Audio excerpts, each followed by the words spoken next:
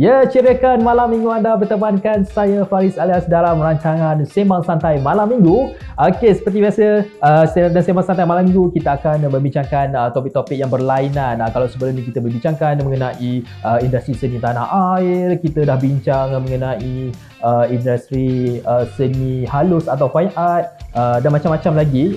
Jadi pada malam ini kita nak bincang satu topik sukan bola sepak. Tapi bukan bola sepak saja, kita nak jemput pemain bola sepak sebenarnya. Tapi sebelum tu, sebelum kita teruskan dan kita jemput tetamu masuk ke studio, apa kata jom kita saksikan dulu apa topik kita pada malam ini.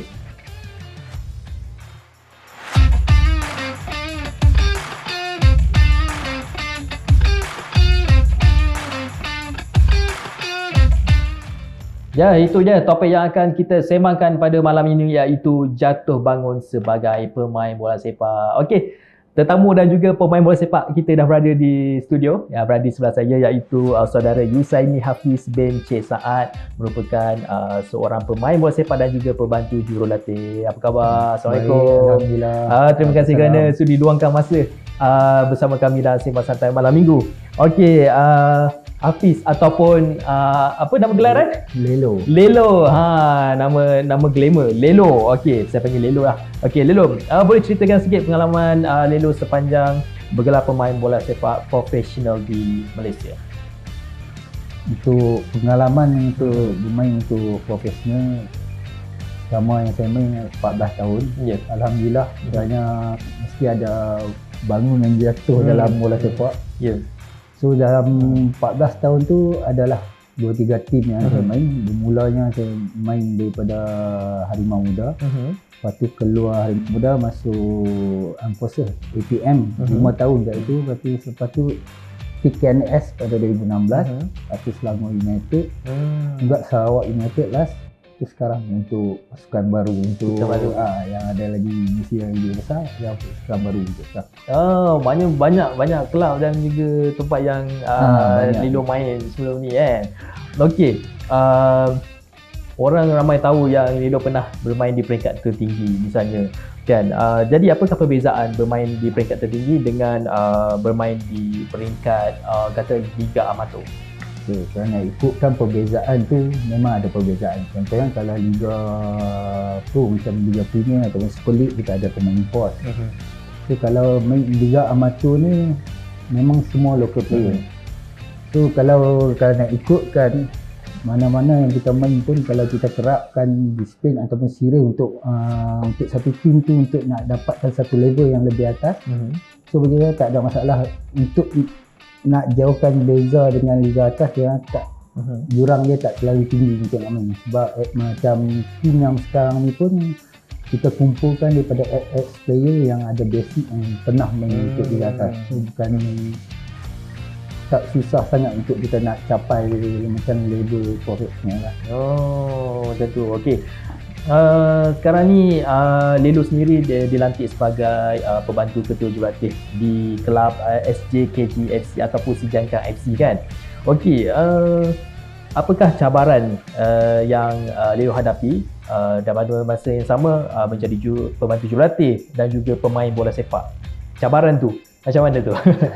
Cabaran tu memang nampak ketara juga. Sebab sebelum ni kalau kita sebagai pemain, kita fokus game dan habis game kita cuba fikir next game, kita mungkin time untuk recovery, kita relax, rehat. Tapi bila dah diberi tugas untuk menjadi penolong jurulatih, kita tak dapat time macam pemain dah. Sebab balik tu kita kena tanya player, esoknya kita kena tanya seorang-seorang pasal performance, kita kena study dengan game-game yang lepas.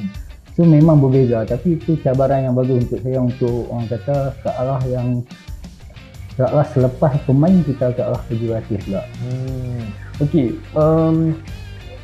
Lelo merupakan seorang pemain yang profesional. Jadi menjadi jurulatih, bagaimana Lelo melihat anak-anak buah Lelo di kelab ni menyesuaikan diri bermain dan berlatih bersama Lelo sendiri?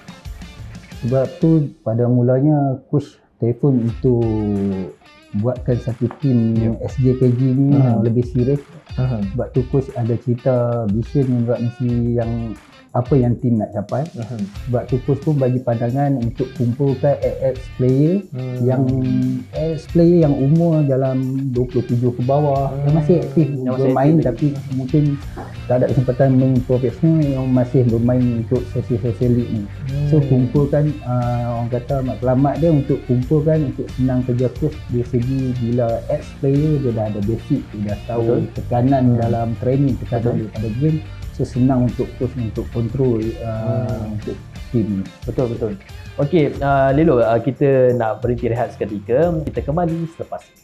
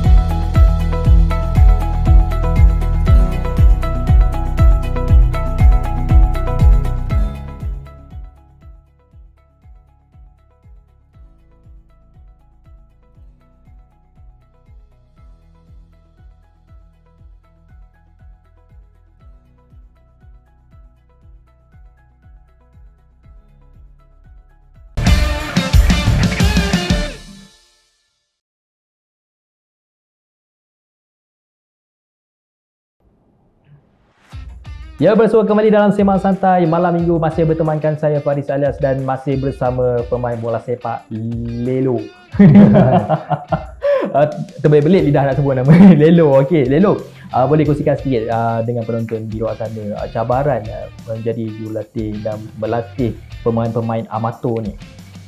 Okay, pada mulanya untuk first kita buat training ataupun untuk jumpaan player, memang itu satu cabaran yang besar.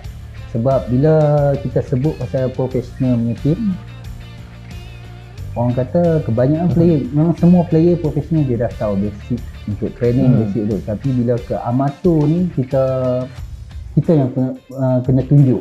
Kadang kita cakap saja kepada player-player ni sebab mungkin dia tak nampak. So saya sebagai pemain dan juga sebagai penolong jurulatih, dia pun jurulatih sendiri pun turun juga training untuk dia sekali untuk kita nak tunjuk apa yang kita nak. Yang paling penting adalah demand sebagai jurulatih training tu, kita turun untuk sejam ke sejam setengah sampai 2 jam, kita nak dapat quality training tu. Kita memang kena push untuk player, bagi tahu orang kata perancangan apa yang kita buat untuk satu sesi ke satu sesi tu. Itu satu cabaran yang besar sebab bukan senang kita nak ubah balik mindset player yang orang kata bukan profesional, tapi kita nak bawa dia orang ke arah profesional. Daripada bukan profesional ke arah profesional. Jadi mesti sebagai pembantu jurulatih dan juga jurulatih menetapkan disiplin. Betul. Disiplin di dalam orang kata apa? Di dalam masa-masa training tu. Jadi sebenarnya disiplin yang paling penting lah. Kerana bila kita dah terapkan disiplin untuk player, so player automatic dia akan fokus training, dia akan tahu macam kita contoh kita cakap macam training. Kalau mungkin amatur di zaman amatur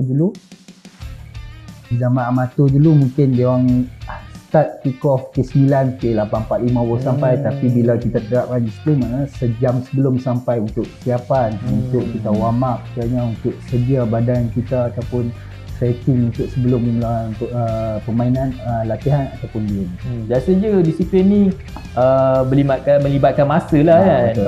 Datang training lambat macam tu lah. Ya, tapi untuk amatur ni, untuk social league kita pun faham. Kita tak terapkan disiplin bukan sepenuhnya lah. Sebab kita tahu player-player yang ada dalam tim SJKG ni memang semua bekerja. Ini amatur team, so masing-masing yang bekerja. Sebab tu kalau tengok untuk SJKG, kita akan ambil time training ataupun game pun kita ada slot yang 9 ke atas. 9 malam? 9 malam ke atas sebab dia orang balik kerja sempat nak balik. Sebab kalau sekejap. pernah juga kita try buat slot yang pukul 8 memang berterabur. Banyak player tak sampai, problem tu kita dah bincang dengan management semua. Supaya 9.30 tu lebih orang kata lebih sesuai.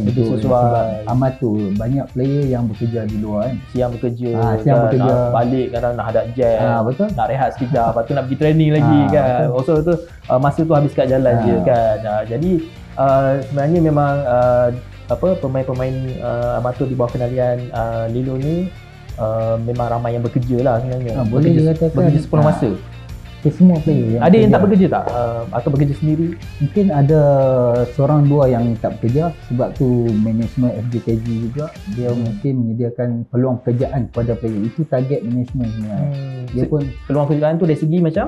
Dari segi pekerjaan tetap. Mungkin sebab manajemen daripada SJKG juga mempunyai bisnes yang boleh mungkin dari bisnes daripada restoran, daripada tu manajemen ada memberi peluang pekerjaan kepada pemain yang tak ada pekerjaan. Ini adalah salah satu inisiatif lah, inisiatif perusahaan memberi peluang pekerjaan kepada pemain-pemain itu sendiri yang tak bekerja tetap. Sebab kadang-kadang bukannya tak bekerja, disebabkan pandemik yang melanda negara kita ni kan, kehilangan kerja kan. Masa zaman senang kan. Bukan senang. Masa PKP 10 ni pun ramai dah kena diberhentikan kerja. Okey Lelo. Bagaimana Lelo melihat sendiri pengurusan kelab menyokong Lelo dan pemain-pemain lain? Itu yang saya nampak pada mulanya saya join SJKG yang diajak oleh coach. Itu first yang saya nampak daripada segi daripada pengurusan. Satu, dia betapa seriusnya dia nak buat tim ni. Satu, dia ada vision, dia target dia nak buat. Dia demand juga kepada coach. Sebenarnya walaupun kita punya amatur, sebenarnya dia demand untuk performance macam M3, macam tim-tim atas. Itu satu cabaran untuk head coach dan juga saya untuk nak terapkan kepada pasukan lah. So kepada player yang datang kepada SJKG pun kami bagi tahu benda yang sama. Sebenarnya datang, kalau kita nak cari player untuk yang bermain, banyak player yang boleh main. Semua orang boleh main. Tapi kami yang paling penting kami nak jiwa, kesungguhan untuk bermain untuk SJKG ni. Sebab itu yang paling penting. Sebab kalau bermain semua orang boleh main, tapi kalau ada jiwa, ada memang minat nak main, dia akan fokus menjadi kualiti pemain yang berkualiti. Sebab kita nak latih dia untuk pergi ke peringkat seterusnya, peringkat yang tertinggi. Jadi mestilah kena ada jiwa. Sama je apa-apa pun, dari segi sukan ke pekerjaan ke, semua kena ada minat kan, minat dan juga jiwa. Kalau tak ada jiwa tak boleh. Sekadar nak main-main bola biasa tu, semua orang boleh main. Saya pun boleh main. Okey, jatuh bangun sebagai seorang pemain bola sepak. Okey, jadi boleh tak bagi nasihat kepada pemain di luar sana? Kalau orang kata untuk nak bagi nasihat tu, orang kata memang rasa tak layak lah, tapi untuk menceritakan pengalaman, untuk menceritakan apa yang kita lalui sebelum ni dan apa yang kita rasa lebih better selepas kita dah lalui ini, boleh. Sebenarnya untuk menjadi seorang pemain, semua orang impikan untuk menjadi pemain bola sepak kat Malaysia ni maupun kat luar lah. So jadi untuk jadi pemain bola sepak yang baik sebenarnya dia disiplin yang pertama. Sebenarnya dia kena fokus. Selalunya untuk bagi saya pula dalam pengalaman saya dalam profesional ni, saya telah ditakdirkan dan alhamdulillah rezeki dalam bola sepak 14 tahun. So bila selepas 14 tahun tu baru kita boleh dapat bayang balik apa yang kita tak cukup yang kita bagi.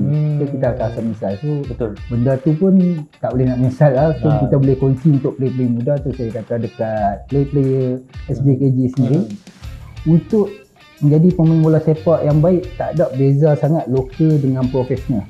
Jadi yang membezakan kesungguhan tu. Kesungguhan player kat pro tu, disiplin kat pro tu, itu yang membezakan kita kat liga-liga bawah, liga amatur tu. Andai kita keen sikit untuk yang disiplin, kita keen sikit kesungguhan kita ni, saya rasa tak banyak perbezaan. Tak banyak perbezaan. Yang penting kesungguhan dan jiwa.